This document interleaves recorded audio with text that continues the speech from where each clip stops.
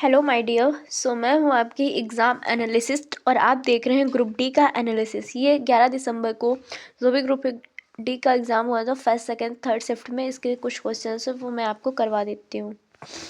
जब carbon dioxide calcium hydroxide के साथ क्रिया करता है तो कौन सा रसायन बनाता है? तो ये कैल्शियम कार्बोनेट बनाता है। जब कार्बन डाइऑक्साइड को कैल्शियम हाइड्रोक्साइड, जिसे चूने का पानी भी कहा जाता है, के पास किया जाता है तो ये सफ़ेद अवक्षेप बनाता है। ये अवक्षेप कैल्शियम कार्बोनेट CaCO3 का होता है। ओके, ये एक रिएक्शन देख लेना। और देखिए क्या है कि मतलब जो CaOH का होल टॉइज है, CaOH का होल टॉइज मतलब कैल्शियम हाइड्रोक्साइड, इसे चूने का पानी कहते हैं या बिना बुझा चूना कहते हैं। बिना बुझा चूना, ठीक। और जो कैल्शियम ऑक्साइड होता है CaO, इसे बुझा हुआ चूना कहते हैं। नहीं, गड़बड़ कर रही हूँ मैं। जो CaO है उसे बिना बुझा चूना, सॉरी मैं कंफ्यूज हो गई हूँ, उसको नेक्स्ट पॉइंट में बता दूंगी। तरंग की चाल का सूत्र क्या है? तो स्पीड जो होती है वो फ्रीक्वेंसी इनटू वेवलेंथ है।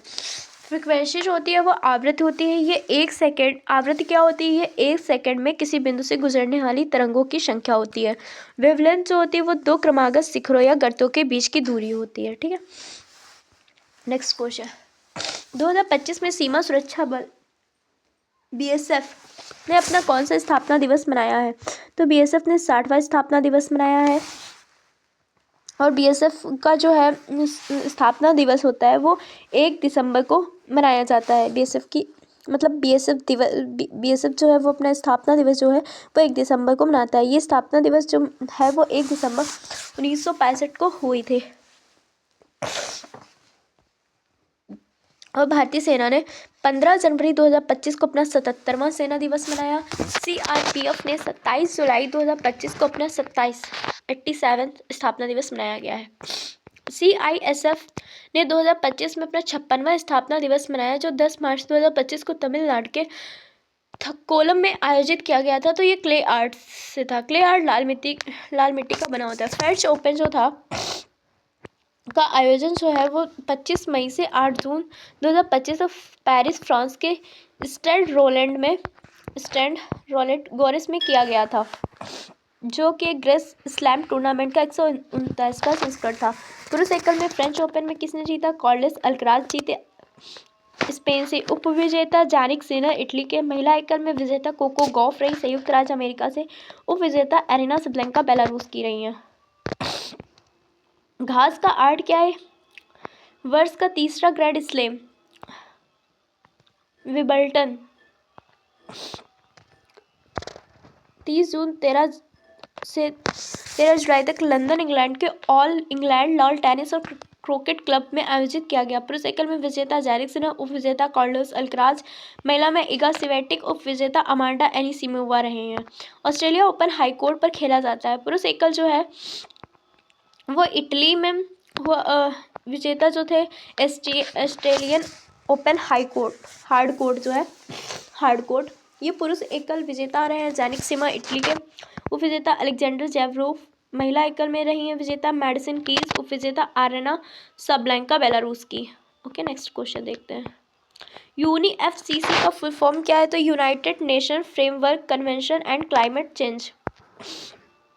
United nation framework convention on climate change. Okay, Bengaluru अंतर्राष्ट्रीय फिल्म महोत्सव 2025 में किसे लाइफ टाइम अचीवमेंट पुरस्कार से सम्मानित किया गया? ये शबाना आजमी है। शबाना आजमी को 2025 में आयोजित बेंगलुरु अंतर्राष्ट्रीय फिल्म महोत्सव का 16वां संस्करण था। यह महोत्सव 1 मार्च से 8 मार्च 2025 तक आयोजित किया गया था। सर्वश्रेष्ठ एशियाई film in the land of brothers है। निर्देशक रहे राहा अमीर फाजली और अलीरेजा कासमी। देश था ईरान। सर्वश्रेष्ठ भारतीय film humans in the loop है। निर्देशक अरनी सहाय है। भाषा हिंदी थी। दूसरी सर्वश्रेष्ठ भारतीय फिल्म लेवल क्रॉस है। निर्देशक अरफाज आयूब। भाषा मलयालम थी। सर्वश्रेष्ठ कन्नड़ फिल्म जो है वो मिक्का बन्नाडा हक्की। निर्देशक मनोहरा के थे। न्यूरॉन के मुख्य भाग कौन से? सेल बॉडी, डेंड्राइट, एक्सॉन और एक्सॉन टर्मिनल है। अब देख लेते हैं। सेल बॉडी जो होता है यह न्यूक्लियस होता है, यह न्यूरॉन के कार्यों को नियंत्रित करता है, डेंड्राइट या संकेतों को प्राप्त करता है और सेल बॉडी तक पहुंचाता है। एक्सॉन जो होता है यह संकेतों को सेल बॉडी से दूर, एक्सॉन क्या होता है, यह संकेतों को सेल बॉडी से दूर अन्य न्यूरॉन और मांसपेशियों तक ले जाता है। एक्सॉन टर्मिनल क्या होता है, यहाँ से संकेत अगले न्यूरॉन तक भेजे जाते हैं, न्यूरॉन को भेजे जाते हैं। जब प्रतिरोधों को श्रृंखला क्रम में जोड़ा जाता है तो कौन सी राशि स्थिर रहती है, तो यहाँ पे धारा रहती है और वोल्टेज असमान रहता है, वोल्टेज असमान। और जो समांतर क्रम में जोड़ी जाते हैं प्रतिरोधों को तो वोल्टेज जो होता है वो समान रहता है और यहाँ पे धारा असमान रहेगी, धारा असमान।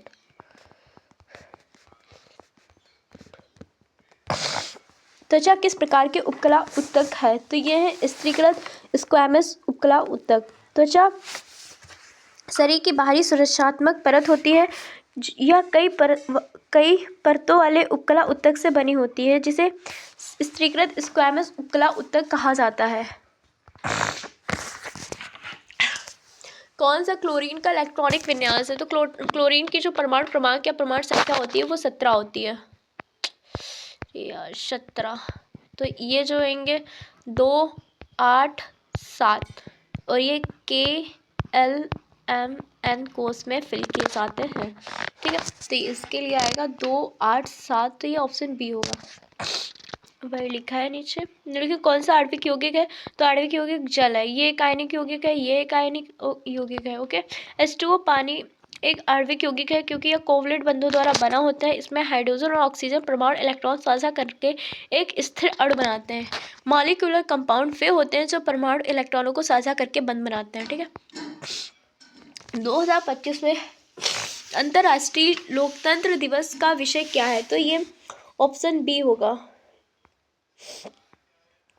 तो अंतर्राष्ट्रीय लोकतंत्र दिवस 15 सितंबर को हर साल मनाया जाता है। आधिकारिक विषय है achieving gender equality action by action, जिसका अर्थ है कि लैंगिक समानता को प्राप्त करना कदम दर कदम। यह विषय लोकतांत्रिक प्रक्रियाओं में लैंगिक समानता, प्रतिनिधित्व और समावेशन को मजबूत करने पर केंद्रित करता है। वोल्ट मीटर किस मात्रा को मापता है, तो वोल्ट मीटर जो है वो विभवांतों को मापता है। एम्पियर विद्युत धारा को मापता है। ए और बी दो तार हैं जिनकी लंबाई समान है, लेकिन ए अनुप्रस्थ काट क्षेत्रफल बी की तुलना में 2 गुना है। तो ए और बी के प्रतिरोधों का अनुपात क्या होगा, तो पहली बात तो जो प्रतिरोध होता है वो लंबाई के अनुक्रमानुपाती, क्षेत्रफल के व्युत्क्रमानुपाती होता है, ओके। तो जो आर है, आर ए आर बी, तो ये इसमें क्षेत्रफल काट का क्षेत्रफल बी की तुलना में 2 गुना है, 2b, और यहाँ पे ओनली बी, तो ये कट गया, 1:2 आएगा। कौन सा option, A, option A, okay. Next question चलते हैं। स्पोर्ट्स एस अवार्ड 2025 में भारत की कौन सी खेल टीम को सम्मानित किया गया है, तो भारतीय पुरुष और महिला शतरंज टीम को। स्पोर्ट्स स्टार एस अवार्ड 2025 में भारतीय पुरुष और महिला शतरंज टीम को वर्ष का राष्ट्रीय टीम के पुरस्कार से सम्मानित किया गया है। 2025 में एस अवार्ड का आयोजन 14 फरवरी कब हुआ था, 14 फरवरी 2025 को मुंबई के ताजमहल पैलेस में किया गया था। अब इसकी टेबल देख लेते हैं कौन कहाँ विजय रहा है। विशेष सम्मान गेम चेंजर पुरस्कार जैसा सर्वश्रेष्ठ राज्य खेल प्रोत्साहन के लिए मध्य प्रदेश, सर्वश्रेष्ठ कॉर्पोरेट खेल प्रोत्साहन के लिए रिलायंस, सर्वश्रेष्ठ PSU खेल प्रोत्साहन के लिए रेलवे स्पोर्ट प्रमोशन बोर्ड, सर्वश्रेष्ठ विश्वविद्यालय खेल प्रोत्साहन के लिए Kalinga institute of industrial technology. वर्ष के खेल महिला दिव्या देशमुख शतरंज की रही हैं। वर्ष के खेल महिला पैरा खेल में अवनी लेखरा शूटिंग में। Club Raj team of the year Mumbai cricket team 2023-24 Ranji trophy championship रहे हैं। राष्ट्रीय टीम ऑफ द ईयर भारतीय पुरुष और महिला शतरंज टीम 45वें शतरंज ओलंपियाड के स्वर्ण जीता है। वर्ष के युवा अचीवर कौन रहे हैं, पार्थ मैनिक मानिक शूटिंग। वर्ष की युवा अचीवर नेहा सागवान कुश्ती के life time achievement award. Gurbaksh Singh life time achievement award. महिला में मेरी डी सूजा सिक्वेरी हॉकी से। पूरा सुपर अचीवर्स पैरा एथलेटिक्स में अवनी लेखरा रही हैं शूटिंग से। नवदीप सिंह पैरा एथलेटिक्स में। हरविंदर सिंह पैरा आर्चरी में। वर्ष के खेल व्यक्ति जो हैं ओलंपिक खेल में सुप्रिल कुशेल और सरबजोत सिंह शूटिंग से। प्रेरणादायक icon award PV Sindhu badminton से। वर्ष के coach Jaspal Rana. Sport star of the year Manu Bhaker रही हैं। Sports women of the year Manu Bhaker रही हैं। Sport star of the year PR Sreejesh hockey में रहे हैं। किस ग्रह का द्रव्यमान और त्रिज्या है उस ग्रह पर गुरुत्वीय त्वरण का सूत्र क्या होता है? तो गुरुत्वीय त्वरण का सूत्र जो होता है वो G/m/r²। ओके, R त्रिज्या होती है, M द्रव्यमान होता है, G जो होता है वो सावित्रिक नियतांक रहता है। सावित्रिक नियतांक। मूल वक्फ अधिनियम कब लागू किया गया था? तो मूल वक्फ अधिनियम 1923 को लागू किया गया था। मूल वक्फ अधिनियम 1923 में लागू किया गया था। इस अधिनियम का उद्देश्य वक्फ संपत्तियों से बेहतर प्रबंधन और उचित खातों के रखरखाव को सुनिश्चित करना था। वक्फ अधिनियम 1995 की धारा 9 और 14 में संशोधन किया जाएगा ताकि वक्फ बोर्ड संरचना और कार्यप्रणाली को संशोधित किया जा सके, जिसमें महिला प्रतिनिधित्व को शामिल करना भी शामिल है। ओके। 8 अगस्त 2024 को भारतीय लोकसभा में पेश वक्फ अधिनियम विधेयक 2024 का उद्देश्य निम्नलिखित में से किस अधिनियम को निरस्त करना था? तो ये वक्फ विधेयक 2024 8 अगस्त 2024 को भारतीय लोकसभा में पेश किया गया था। विधेयक का उद्देश्य मुसलमान वक्फ अधिनियम 1923 को निरस्त करना था। वक्फ विधेयक 2024 का प्रस्तावित नया नाम एकीकृत वक्फ सशक्तिकरण दक्षता और विकास अधिनियम 1995। ये पॉइंट बहुत बहुत इंपॉर्टेंट, मोस्ट इंपॉर्टेंट पॉइंट है। नेक्स्ट क्वेश्चन, किस देश ने पहला AI सैटेलाइट लॉन्च किया है? तो इसमें चीन है।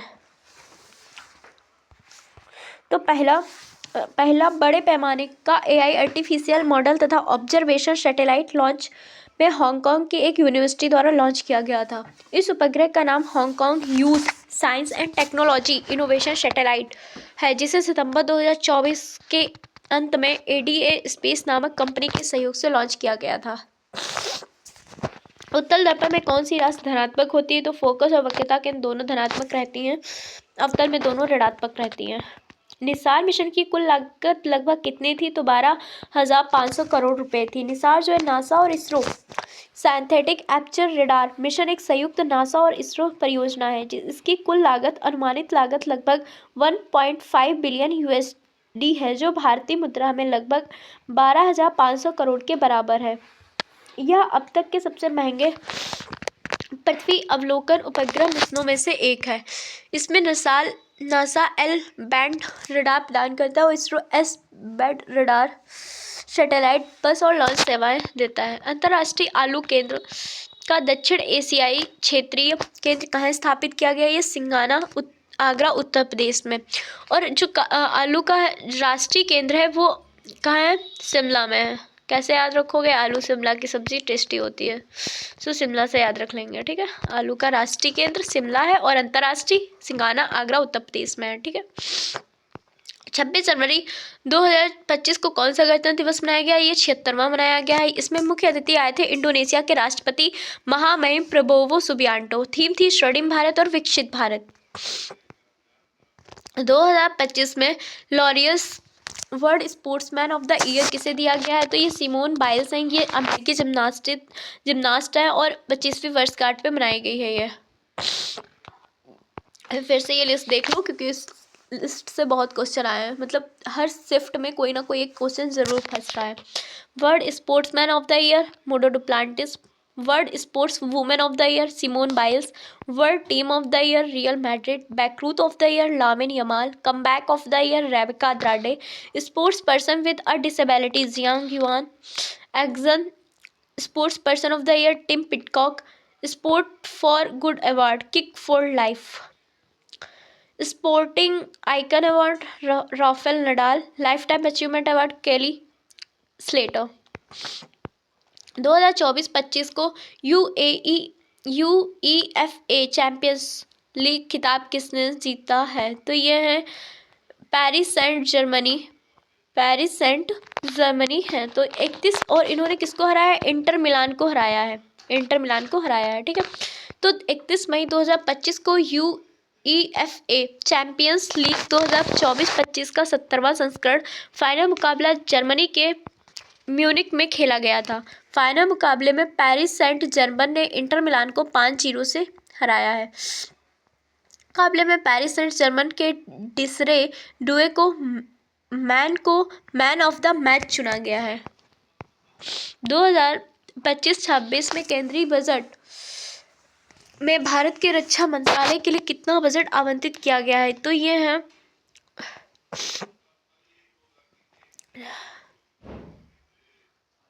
6,81,1210.27 करोड़ आवंटित किए गए हैं, जो पिछले वित्तीय वर्ष की तुलना में लगभग 9.53% की वृद्धि हुई है।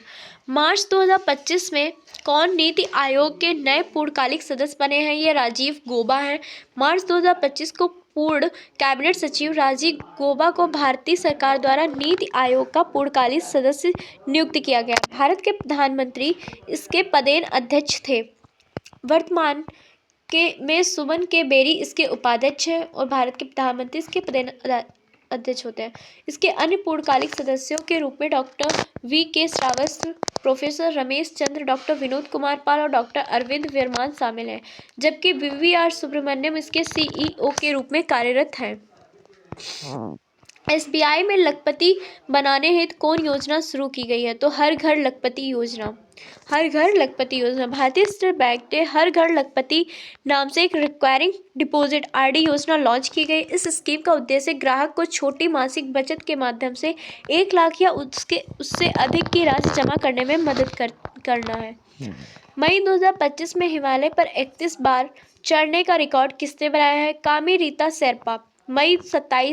27 मई 2025 को नेपाली पर्वतारोही कामी रीता शेरपा ने माउंट एवरेस्ट की चोटी 31वीं बार सफलतापूर्वक चढ़कर अपना ही विश्व रिकॉर्ड तोड़ा है। 2025 में स्पोर्ट स्टार SS अवार्ड में महिला श्रेणी में sport star of the year का किसे चुना गया है? तो ये मनु भाकर को चुना गया है।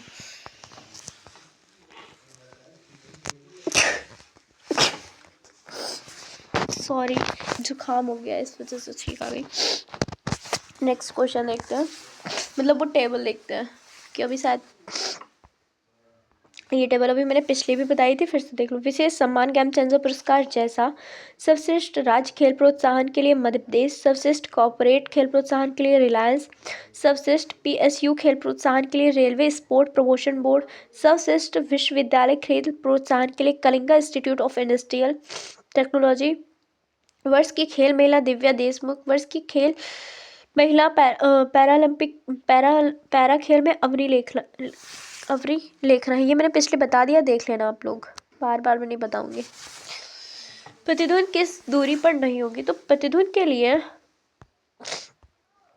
25 मीटर मैक्सिमम होनी चाहिए दूरी, 25 मीटर। तो जिसमें से 100 ज़्यादा इसमें हो जाएगी, इसमें हो जाएगी, इसमें हो जाएगी, इसमें नहीं होगी। तो ऑप्शन क्या होगा? ऑप्शन A होगा। ओके। प्रतिध्वनि सुनने के लिए धुन को 0.1 सेकेंड बाद वापस आना चाहिए। ध्वनि की गति कितनी होती है? 340 मीटर प्रति सेकेंड मानते हुए। प्रतिध्वनि के लिए न्यूनतम दूरी 17 मीटर होती है। सॉरी गाइस, 17 होगी, 25 नहीं, यानी 17 मीटर से कम दूरी पर प्रतिध्वनि नहीं सुनाई देती है। ओके। मनुष्य में वृषण उदर गुहा के बाहर क्यों होते हैं? वृषण उदर पेट से बाहर इसलिए पाए जाते हैं क्योंकि शुक्राणुओं के सही उत्पादन और परिपक्वन के लिए शरीर के सामान्य तापमान लगभग 37 डिग्री सेंटीग्रेड से 2 से 3 डिग्री सेल्सियस कम तापमान की आवश्यकता होती है, और अंडकोश नामक एक थैली यह आवश्यक ठंडा वातावरण प्रदान करती है, जिससे शुक्राणु जनन की प्रक्रिया ठीक हो पाती है। काइनेटिक ऊर्जा का फार्मूला क्या होता है?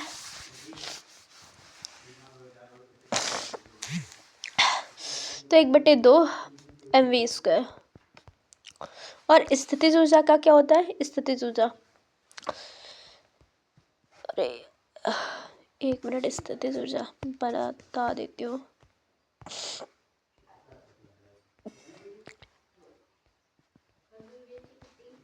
स्थितिज के लिए MgH, MgH। ओके, और क्या होता है, गतिज और स्थितिज मिल जाए, गतिज प्लस स्थितिज ऊर्जा दोनों अगर मिल जाए तो क्या बनाते हैं, यांत्रिक ऊर्जा। यांत्रिक ऊर्जा। ओके, चलो देखते हैं कौन सा दर्पण जिसमें सामने जितनी दूरी पर वस्तु रखी जाए प्रतिबिंब उतनी ही दूरी दर्पण के पीछे बनाए, तो ये है समतल दर्पण। समतल दर्पण। ओके, कौन सा जैव आवर्धन का उदाहरण है, तो ये है कीटनाशक। केले के छिलके नहीं है, सड़ी हुई सब्जी नहीं है, भूसा नहीं है, कीटनाशक है, ऑप्शन सी। ओके, जैव आवर्धन वह प्रक्रिया जिसमें हानिकारक रसायन जैसे DDT कीटनाशक भारी धातुएं खाद्य श्रृंखला के ऊपर जाते जाते धीरे बढ़ते जाते हैं। जैव आवर्धन सिर्फ जहरीले अवघटनीय रसायनों में होता है। कार्बन के किस अपर रूप का आकार षट्भुज आकृति का होता है, तो ये होते हैं ग्रेफाइट। हीरा भी है अपर रूप, कांच नहीं है, फ्लोरीन नहीं है। ठीक, कौन निम्नलिखित में से क्षार धातु कौन सा नहीं है, तो इसमें ऑप्शन में क्या था नहीं पता है, बट क्षार धातु कौन सी होती है वो आप लोग देख लो। यार, इनमें होती है lithium, sodium, potassium, rubidium, caesium, francium. इनके अलावा कोई और ऑप्शन में होगा वो क्षार धातु में शामिल नहीं होगा। ठीक है, BBC Indian sports women of the year पुरस्कार किसने जीता है, तो ये मनु भाकर ने जीता है। मनु भाकर ने। किससे, रदरफोर्ड ने अल्फा कण प्रकीर्णन का प्रयोग स्वर्ण पन्नी का प्रहार करने के संबंध में कौन सा कथन सत्य निकाला है, तो अधिकतर कण जो होते हैं,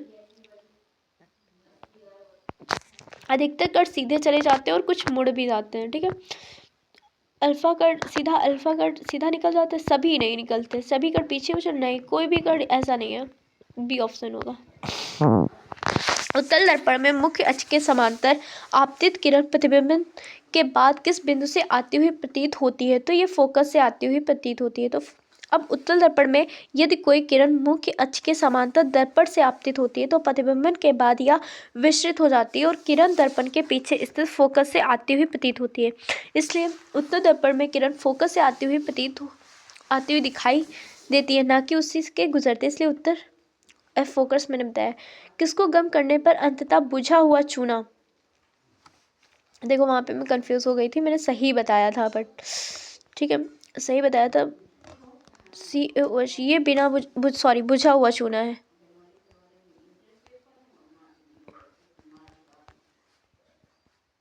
बुझा चूना। और CaO कैल्शियम ऑक्साइड जो है वो बिना बुझा चूना है, बिना बुझा चूना। ठीक है, कैल्शियम ऑक्साइड।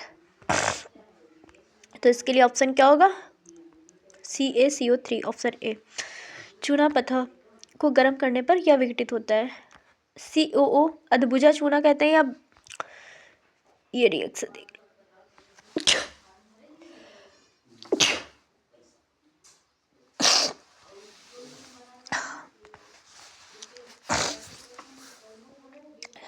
चूना पत्थर को गर्म करने पर यह विघटित होता है।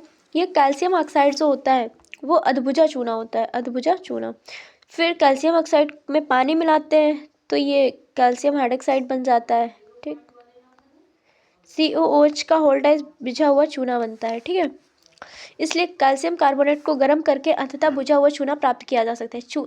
चीनी को पानी में मिलाया जाता है तो क्या होता है, तो पानी में चीनी स्थायी रूप से घुल जाती है, ऑप्शन ए होगा, ऑप्शन ए। ठीक है, चीनी स्थायी रूप से घुल जाती है। सक्रियता श्रेणी क्या दर्शाती है, तो सक्रियता श्रेणी जो होती है वो धातुओं की क्रियाशीलता का क्रम दर्शाता है, आधार पर क्रमबद्ध सूची करता है। ठीक है, यह बताती है कि कौन सी धातु अधिक सक्रिय है और कौन सी धातु हाइड्रोजन को विस्थापित कर सकती है, कौन सी धातु अम्ल पानी या नमक विलयन के साथ तेजी से प्रक्रिया करेगी, धातुओं की विस्थापन अपक्रियाओं को समझने में मदद करती है। तो इसकी हम टेबल देख लेते हैं, मतलब जो सारणी होती है।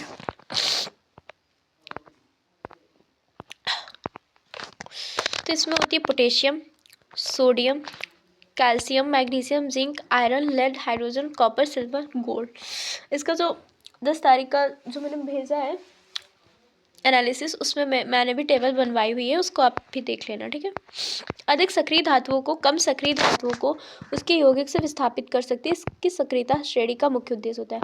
नीति आयोग की रिपोर्ट के अनुसार भारत का कितना प्रतिशत क्षेत्र भूकंप के प्रति संवेदनशील है? तो 59%, सी ऑप्शन।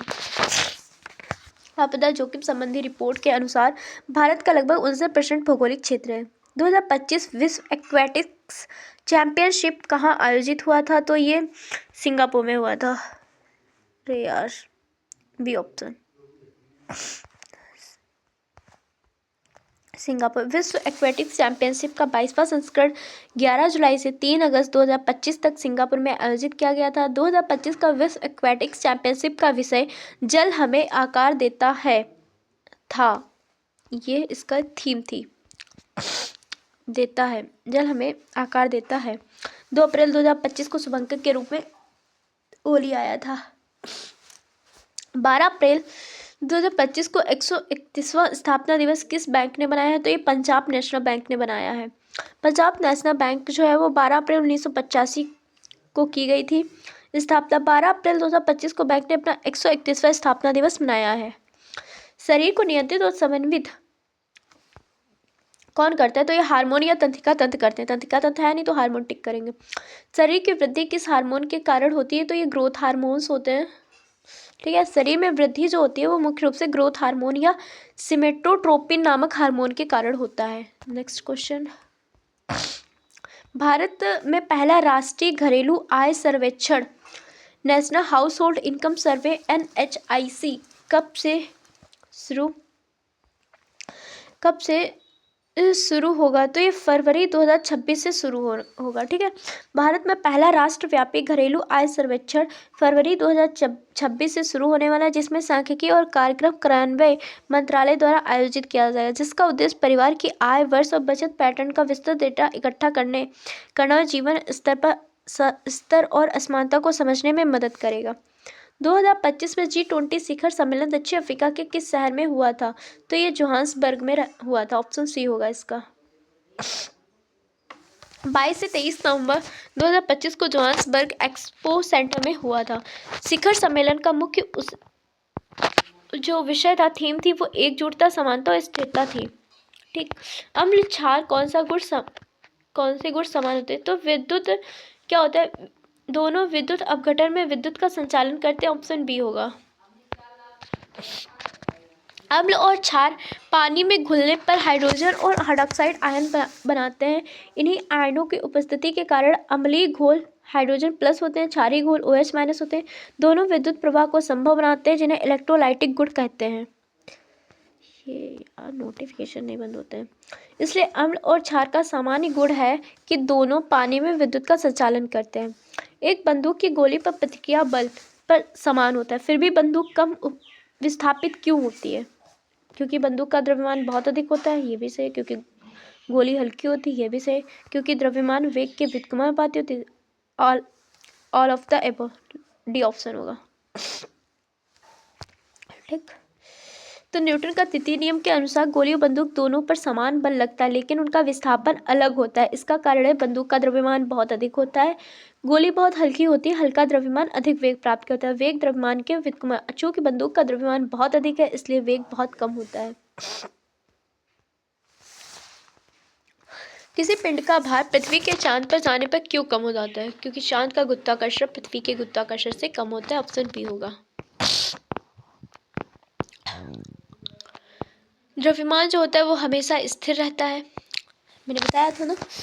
पृथ्वी, चांद या किसी भी ग्रह पर द्रव्यमान नहीं बदलता है। भार जो होता है वो द्रव्यमान गुणे गुरुत्वीय त्वरण होता है। भार W=mg। चांद का गुरुत्वाकर्षण पृथ्वी के गुरुत्वाकर्षण का लगभग 1/6 है, इसलिए द्रव्यमान जैसा का तैसा, लेकिन G कम होने के कारण 6 गुना भार कम हो जाता है। यही कारण है कि चांद पर वस्तुओं का भार पृथ्वी की तुलना में बहुत कम होता है। इसलिए सही उत्तर है कि चांद का गुरुत्वाकर्षण कम होने के कारण भार कम हो जाता है।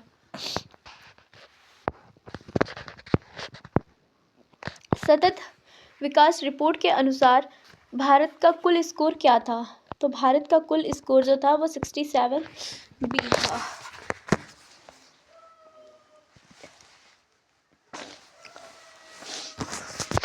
67B था। अन्य पड़ोसी देशों की तुलना में चीन 49वें, भूटान 74वें, नेपाल 50वें और श्रीलंका 93वें स्थान पर था, जबकि बांग्लादेश 114 और पाकिस्तान 140 स्थान पर था। शीर्ष स्थान पर फिनलैंड रहा, अन्य देश Sweden second, Denmark third. Report जारी करता संयुक्त राष्ट्र सतत विकास समाधान नेटवर्क है। IPL 2025 में कौन सी टीम पहली बनी जिसने 150 मैच या 150 मैच जीत लिए? ये मुंबई इंडियंस थी। मुंबई इंडियंस IPL में 2025 में लखनऊ सुपर जायंट्स। इंदिरा गांधी शांति पुरस्कार 2025 किसे दिया गया था? तो ये हैं मिशेल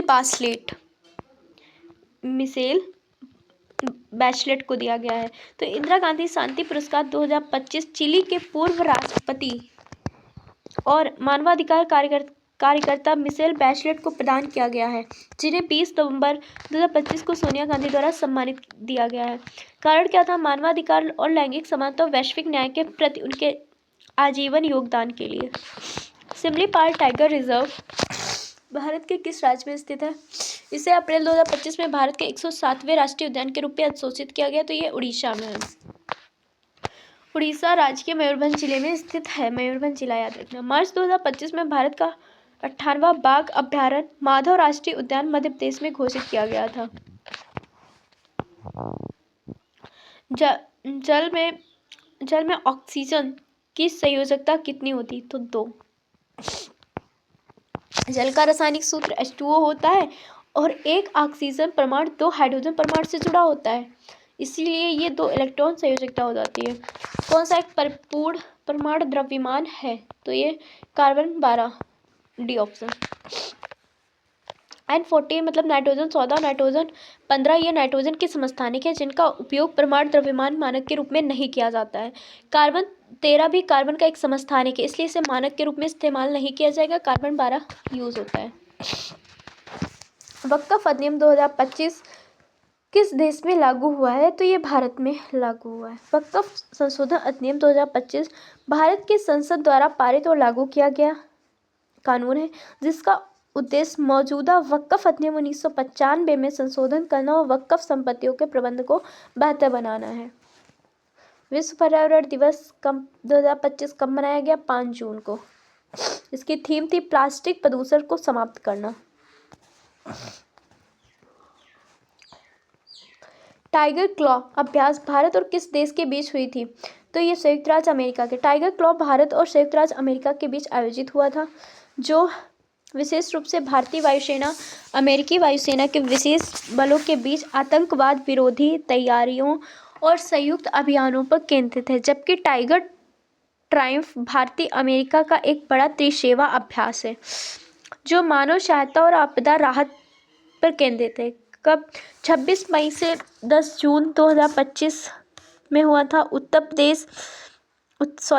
भारत, चांदी नगर उत्तर प्रदेश के गरुड़ रेजिमेंटल ट्रेनिंग सेंटर में। कौन सा संस्करण था? पहला। कौन शामिल थे? भारतीय वायुसेना और संयुक्त राज्य वायुसेना के विशेष बल थे। फरवरी 2025 में दिल्ली के नए CM मतलब मुख्यमंत्री के तौर पर किसने शपथ ली? ये रेखा गुप्ता रही हैं। निषेचित अंडे को पोषण कहाँ से मिलता है? ये गर्भाशय या यूट्रस से मिलता है। निषेचन के बाद अंडा गर्भाशय की दीवार में स्थापित हो जाता है। गर्भाशय की दीवार में उपस्थित गाढ़ा रक्त संपन्न ऊतक विकसित भ्रूण को पोषण प्रदान करता है। बाद में प्लेसेंटा विकसित होता है, जो गर्भावस्था के दौरान भ्रूण को नियमित रूप से भोजन, ऑक्सीजन और सुरक्षा प्रदान करता है। इसलिए प्रारंभिक और आगे के विकास के लिए मुख्य पोषक गर्भाशय से ही प्राप्त होते हैं। स्क्रोटम में शुक्राणु निर्माण के लिए तापमान कितना चाहिए होता है? तो अंडकोश में शुक्राणु के उत्पादन के लिए शरीर के सामान्य तापमान 37 डिग्री से लगभग 2-3 डिग्री सेल्सियस कम तापमान की जरूरत होती है, जो कि लगभग 33 डिग्री या 35 डिग्री के बीच होता है, क्योंकि यह निचला तापमान स्वस्थ और कुशल शुक्राणु निर्माण के लिए जरूरी होता है। ज़्यादा गर्मी शुक्राणु की गुणवत्ता और संख्या को प्रभावित कर सकती है। निषेचित अंडे को पोषण कहाँ से मिलता है? गर्भाशय। फिर से अगला क्वेश्चन आ गया, वेग और समय के गुणनफल को क्या कहते हैं? तो विस्थापन। तो वेग जो होता है वो विस्थापन बटे समय होता है, डिस्प्लेसमेंट अपॉन टी।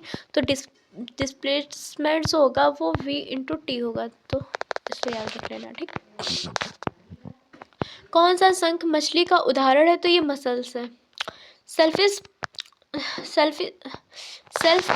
समुद्री जीव का एक समूह है जिनके शरीर के बाहर कठोर खोल पाया जाता है। मसल्स एक प्रकार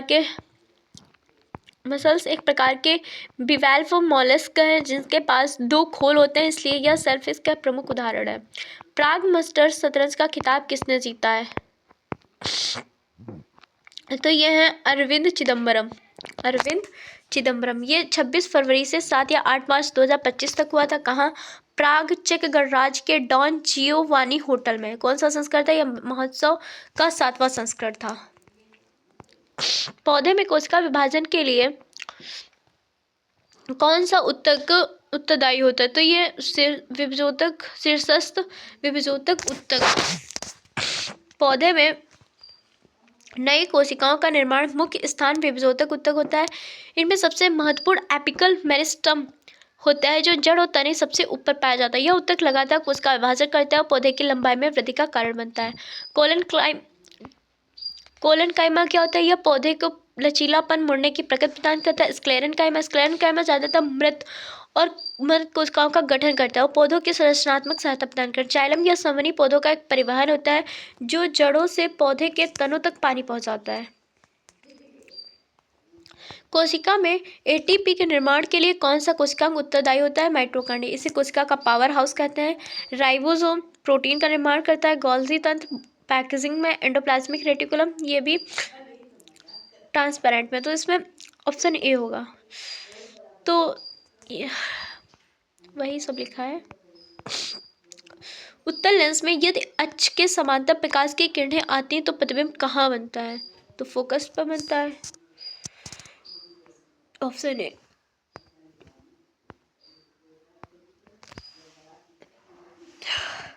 जब प्रकाश की किरणें, उत्तल लेंस एक अभिसारी लेंस होता है, ये हमेशा छोटा प्रतिबिंब बनाता है, मैंने बताया था। जब प्रकाश की किरणें मुख्य अक्ष के समांतर होती है तो लेंस के गुजरने के बाद वे एक बिंदु पर अपसारित होते हैं जिसे फोकस कहते हैं। इसलिए समांतर किरणों का प्रतिबिंब हमेशा उत्तल लेंस के फोकस पर बनता है। सोडियम बाइकार्बोनेट का उपयोग कहाँ किया जाता है? इसे बनाने का सही रासायनिक समीकरण क्या है? तो ये एंटासिड के रूप में किया जाता है और इसके लिए इक्वेशन ये दी हुई है। अब अगर रिएक्शन नहीं पता थी तब भी आप ऑप्शन एनालिसिस से कर सकते थे, जिसमें खाद के रूप में नहीं, विस्फोटक प्लास्टिक में नहीं, तो एंटासिड के रूप में होगा, ठीक है। तो इसका उपयोग देख लो सोडियम बाइकार्बोनेट का। बेकिंग सोडा एंटासिड के रूप में, अग्निशामक यंत्र और सफाई और पीएच संतुलन के लिए। गर्भ योजना मुख्यतः प्रधानमंत्री मातृ वंदना योजना के बारे में सही कथन क्या है? तो इसमें गर्भवती महिलाओं और स्तनपान करने वाली माताओं को पहले जीवित बच्चों के लिए 5,000 की आर्थिक सहायता मिलेगी। 5,000 की आर्थिक सहायता मिलेगी। इसलिए बच्चों को PMWPMMVV लाभ की 2 किस्तें प्रदान किया जाता है। प्रसव पूर्व जांच के बाद 3,000 और बच्चे के जन्म और टीकाकरण के बाद 2,000 और दूसरे बच्चे के लिए 6,000 रुपये प्रदान किए जाते हैं। यह योजना समाज के हाशिए पर वंचित वर्गों की महिलाओं को कवर करती है। PMMVY के लिए पात्रता मानदंड है। पात्रता महिलाओं में वे शामिल हैं जिनके पास BPL ration card, Ayushman Bharat के अंतर्गत MG नरेगा के तहत जॉब कार्ड है। बच्चों के जन्म के समय लाभार्थी की आयु 18 वर्ष 7 महीने से 55 वर्ष के बीच होनी चाहिए। ओजोन के एक अणु में ऑक्सीजन के कितने परमाणु होते हैं? तो ये 3 परमाणु होते हैं। ओजोन का रासायनिक सूत्र O3 होता है। इसका अर्थ है कि ओजोन और 3 ऑक्सीजन परमाणु से मिलकर बना होता है। और जो ओजोन होता है वो पराबैंगनी ओजोन परत जो होती है वो पराबैंगनी किरणों को आने से रोकती है। भारत मध्य एशिया सुरक्षा परिषद के राष्ट्रीय सुरक्षा सलाहकार की तीसरी बैठक 16 अक्टूबर 2025 को कहाँ हुई थी? ये बिश्केक किर्गिज गणराज्य में हुई थी। तो ये बिश्केक में आयोजित की गई थी जो कि किर्गिज गणराज्य की राजधानी है। इस बैठक में भारत को राष्ट्रीय सुरक्षा सलाहकार अजीत डोभाल और मध्य एशियाई देशों की सुरक्षा विशेषज्ञों ने क्षेत्रीय सुरक्षा, आतंकवाद रोधी सहयोग और स्थिरता जैसे महत्वपूर्ण मुद्दों पर चर्चा की है। भारत में नियोक्ता प्रायोजित योजनाओं सहित समूह स्वास्थ्य बीमा पॉलिसियों पर कितने प्रतिशत की दर से जीएसटी लागू की गई थी? तो ये 18%। भारत में स्वास्थ्य बीमा प्रीमियम पर 18% जीएसटी लागू होता है। यह दर व्यक्तिगत स्वास्थ्य बीमा, समूह स्वास्थ्य बीमा तथा नियोक्ता प्रायोजित समूह स्वास्थ्य योजना सभी पर समान रूप से लागू होती है। विश्व para athletics grand prix tournament 2025 कहाँ आयोजित किया गया था? तो ये स्विट्जरलैंड के नॉटविल में महेंद्र गुर्जर ने किया था। रिकॉर्ड क्या था जिन्होंने पुरुषों की F42 भाला फेंक स्पर्धा में 61.67 मीटर का नया विश्व रिकॉर्ड बनाया। अन्य उपलब्धि जिन्होंने इसी टूर्नामेंट में लंबी कूद स्पर्धा में भी स्वर्ण पदक जीता था। आरबीआई की मौद्रिक नीति की 54वीं बैठक किस माह में हुई थी? तो ये अप्रैल में हुई थी, 7 से 9 अप्रैल के बीच हुई थी और ये 54वीं बैठक थी। कोशिका में गैसों का प्रवाह किसके कारण होता है? तो ये विसरण के कारण होता है, विसरण। और कोशिका में ऑक्सीजन और कार्बन डाइऑक्साइड जैसी गैसों के आदान प्रदान कोशिकाओं में आदान प्रदान विसरण प्रक्रिया के माध्यम से होता है। विसरण वह प्रक्रिया है जिसमें पदार्थ उच्च सघनता वाले क्षेत्र से निम्न सघनता वाले क्षेत्र की ओर स्वतः गति करते हैं। निम्नलिखित पर से कौन सा कार्बनिक यौगिक है? तो कार्बनिक यौगिक में कार्बन हाइड्रोजन होंगे जरूर, तो ये वाला होगा। कार्बनिक यौगिक वे होते हैं जिनमें कार्बन और हाइड्रोजन मिलकर बने होते हैं। यह विशेष रूप से हाइड्रोकार्बन होते हैं, जैसे C2H6 ये इथेन है, एक संतृप्त हाइड्रोकार्बन जो पूर्णतः कार्बनिक यौगिक है। और ये जो NaCl कार्बन ये अकार्बनिक यौगिक है। फ्लेमिंग का दाएं हाथ का नियम बताता है कि जब चालक चुंबकीय क्षेत्र में गति करता है तो उसे प्रेरित धारा किस दिशा में बहेगी? तो देखो बताते हैं मैं इसमें। तर्जनी जो होती है, देखो इसमें तर्जनी, अंगूठा और मध्यमा का यूज होता है। तर्जनी पहली उंगली या चुंबकीय क्षेत्र की दिशा बताती है उत्तर से दक्षिण की ओर। अंगूठा या चालक की गति की दिशा बताता है जिस धालक में चालक चल रहा है। मध्यमा जो होती है बीच की उंगली यह चालक में उत्पन्न या प्रेरित धारा की दिशा बताती है। इस नियम का उपयोग मुख्य रूप से विद्युत जनरेटर और डायनेमो में होता है जहाँ गति विद्युत ऊर्जा में बदल देता है। तो कह रहा प्रेरित धारा जो होगी वो किस दिशा में बहेगी? तो ये चालक में उत्तर प्रेरित धारा के बीच की उंगली दर्शाती है, ठीक है। और यह नियम हमें यह समझने में मदद करता है कि जब कोई तार चुंबकीय क्षेत्र में हिलता है तो उसमें बिजली कैसे पैदा होती है। शरीर का वह अंग कौन सा है जो हर महीने अंडे डिंब को स्थापित करने के लिए तैयार होता है? तो यह है ओवरी या अंडाशय। हर मासिक चक्र में गर्भाशय की भीतरी परत एंडोमेट्रियम मोटी हो जाती है ताकि यदि निषेचन हो जाए तो डिंब को निषेचित रूप वही स्थापित होकर भ्रूण का विकास शुरू करे। यदि निषेचन नहीं होता है तो यह परत मासिक धर्म के रूप में बाहर निकल जाती है। इसलिए गर्भाशय वह अंग है जो हर महीने डिंब को स्थापित करने के लिए तैयार रहता है।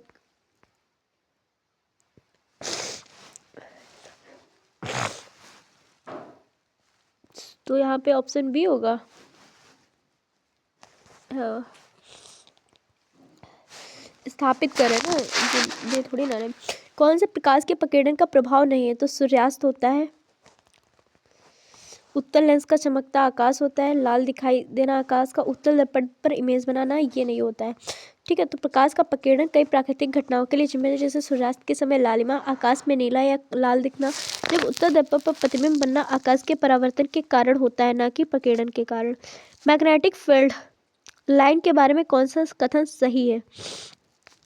तो ये ऑप्शन डी सही है। ऑप्शन चुंबकीय क्षेत्र रेखाएं एम्पेरल मैक्सवेल लॉ का पालन करती हैं। तो गलत क्या है? देखो फील्ड जो होती है चुंबकीय क्षेत्र रेखाएं सीधी चलती हैं, गलत। फील्ड लाइन सीधी नहीं बल्कि वक्र होती हैं, ठीक है। अब देखो, चुंबकीय क्षेत्र रेखाएं दक्षिण ध्रुव से उत्तर ध्रुव क्यों जाती है? नहीं, क्योंकि ये बाहर उत्तर से दक्षिण जाती हैं लेकिन अंदर दक्षिण से उत्तर, गलत। अब देखिए, सीमित सतह पर चुंबकीय क्षेत्र रेखाएं शून्य होती हैं? नहीं, सतह पर फील्ड लाइन शून्य नहीं होती है, ठीक है। कौन सी परावर्ती घटक है? तो यहाँ पे जस्ता है। परावर्तनी तत्व वे धात्विक तत्व हैं जो आवर्त श्रेणी के समूह 3 से 12 डी ब्लॉक में स्थित है, जिनके परमाणु आयनिक में आंशिक रूप में डी ऑर्बिटल भरे जाते हैं, ठीक है। जस्ता समूह 12 में आता है, जिसका इलेक्ट्रॉनिक विन्यास, इलेक्ट्रॉनिक कॉन्फ़िगरेशन जो है से, इसलिए इसे परिवर्तन तत्व माना जाता है। जब अल्कोहल जैसे इथेनॉल को सल्फ्यूरिक अम्ल की उपस्थिति में एसिटिलीन के साथ अपक्रिया कराते हैं तो यह प्रक्रिया क्या कराते हैं? तो ये कुचेरोव अपक्रिया या अधिक विशिष्ट रूप से संदर्भ में विनाइलेशन कहलाती है। जो भी ऑप्शन में उस हिसाब से कर लेना। यदि किसी वस्तु की गतिज ऊर्जा इतनी है, उसका वेग इतना है, तो द्रव्यमान कितना होगा? तो गतिज ऊर्जा का फार्मूला क्या होता है? 1/2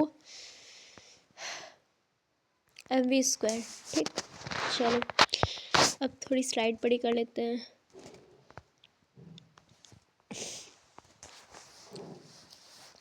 के यहाँ पे 450 काइनेटिक ऊर्जा दिया है ना, 1/2 m निकालना है, और v 15 दिया है।